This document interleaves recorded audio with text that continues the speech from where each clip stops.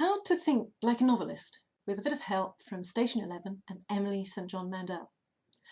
I'm very good at imagining doom. That is why I write novels. The other day I was posting on Facebook about something I was worried about, and I ended with those words. Imagining doom. This made me wonder, what characterises the writerly mind? So I thought I'd run a diagnostic on some of the mental routines that make me the scribbling sort. You can tell me yours at the end.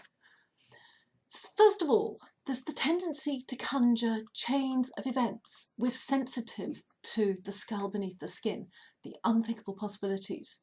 Sometimes that's a safety valve, because I know many people who write crime novels and they're the cheeriest people I know.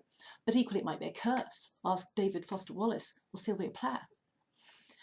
And I'm currently reading Station 11 by Emily St John Mandel.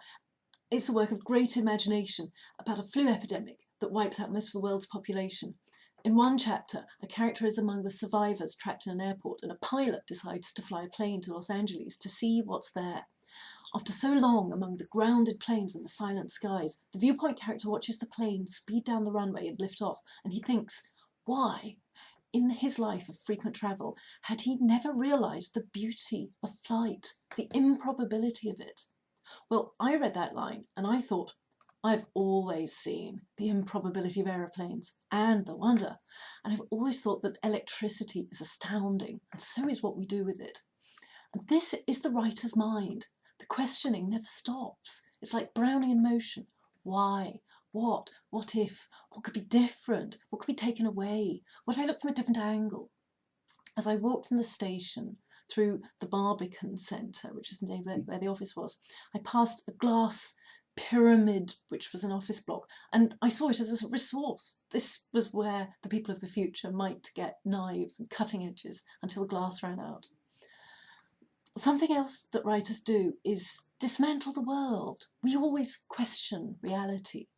We dismantle the status quo in the world around us. So in real life, this can make for really abstruse conversations. Duh, Roz, what's the big deal about aeroplanes? Electricity, if you say so, whatever.